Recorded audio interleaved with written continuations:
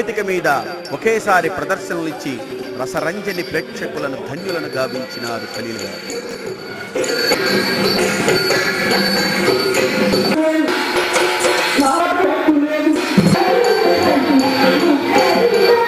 శాస్త్రీయ నృత్యం, సంగీతంతో పాటు అప్పుడప్పుడు రసరంజని ప్రేక్షకులకు హాస్యంలో కూడా సెలదీర్చటం జరిగింది. హైదరాబాద్ నుండి హాస్యనటులను పిలిపించి హాస్యావధానాలు, హాస్యవల్లర్లు నిర్వహించటం జరిగింది. ఒకప్పుడు సినీ జీవితంలో హీరోయిన్ గా వెలుగొందినటువంటి కూచిపూడి నర్తకమణి ప్రభ శాస్త్రీయ నృత్యంలో అగ్రతాంబూలం పొందటం జరిగింది. ఖలీల్ యొక్క అద్భుత సృష్టి భారతీయ నృత్యామృతం.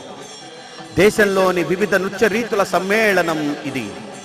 డాక్టర్ జంజాల జయకృష్ణ బాపూజీ గారి యొక్క అద్భుత రచన.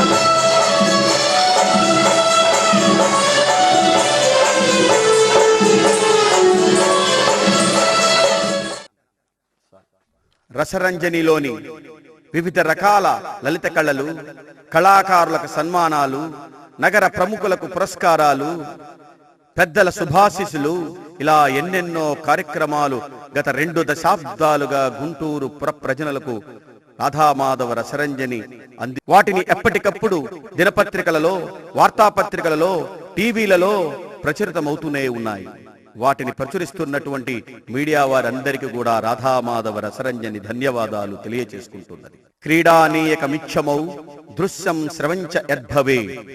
చూచుటకు, వినుటకు, మనసుకు ఆహ్లాదాన్ని కలిగించుటకు నాట్యాన్ని మీకు ప్రసాదిస్తున్నాను అని బ్రహ్మ దేవతలకు ఈ నాట్య శాస్త్రాన్ని అందించాడని చెప్పుకుంటూ వస్తుంటారు.